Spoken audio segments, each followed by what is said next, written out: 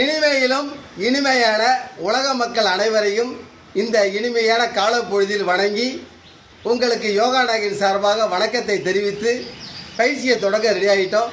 வயதான ஒரு நண்பர் இந்த பயிற்சிக்கு வந்திருக்கார். அவருக்கு பயிற்சி கொடுக்க போகிறார். இது என்ன பயிற்சி? முத்திரை பயிற்சிங்க. ஆசனங்கள் அவருக்கு செய்ய முடியாது, ஏன்னா வயதாகிட்டு. இருந்த போதிலும் என்கிட்டையும் இதே இருக்குது, அவர்கிட்டையும் இதே இருக்குது. யார்கிட்ட இதே இல்லை? இன்றைக்கி எல்லாட்டையுமே இருக்குது. ஆனால் இதயம் சரியாக இயங்குதா? அது யோகாவில் சிறிய முறையில் நம்மளை கை விரலை வச்சு சுவிட்சை போட போகிறோம். எப்படிங்க? அதில் கை விரலை காட்டுங்க நண்பா பார்ப்போம். பார்த்துங்க. இப்போ முதல்ல கட்டை விரலையும் அதுக்கு அருகில் உள்ள இன்னொரு விரலையும் ரெண்டும் ஒன்றோடு ஒன்று இணைக்க வேண்டும். பிறகு அந்த கட்டை விரலை மெதுவாக கீழே கொண்டு வந்து அடி கோட்டில் இணைக்கணும். இப்போ என்ன செய்கிறீங்க?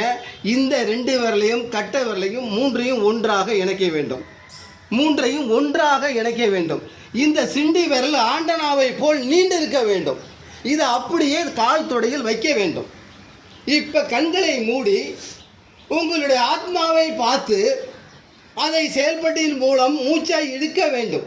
இதுதான் உண்மை. சரியான வழியில் சரியான முறையில் செஞ்சு உடம்பு நேர்கோட்டில் இருக்கான்னு கவனிக்க வேண்டும்.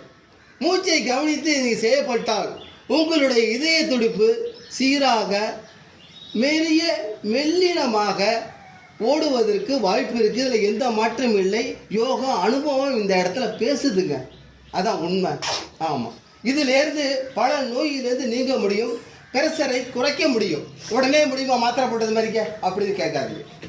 இதுக்கு மெல்லிய முறையில் சாதாரணமாக உடம்பு தளர்வாக உடம்பு நேர்கோட்டில் இருந்து மூச்சை நல்லா இழுத்து விட்டீங்கன்னா சிறப்பாக. இது எப்போ செய்கிறது மாஸ்டர்? எப்போ செய்கிறது மாஸ்டர்? விடிய காலையில் எழுந்தோடனே வெறுவயத்தில் செஞ்சிங்கன்னா மிக மிக சிறந்தது. அடுத்து சாயங்காலம் செய்யலாம், இரவு படுக்கும்போது செய்யலாம். உங்களுக்கு எப்போ நேரம் கிடைக்குதோ. உடம்பு தளர்வான முறையில் இருக்கும். எம்டி ஸ்டொமக்காக இருக்க வேண்டும். அதான் மிக மிக முக்கியம். அப்படி செய்யும் போது பலன் இதில் கிடைக்க வாய்ப்பு இருக்குது. வாழ்க நலம், வளர்க யோகா. ஓம் சாந்தி.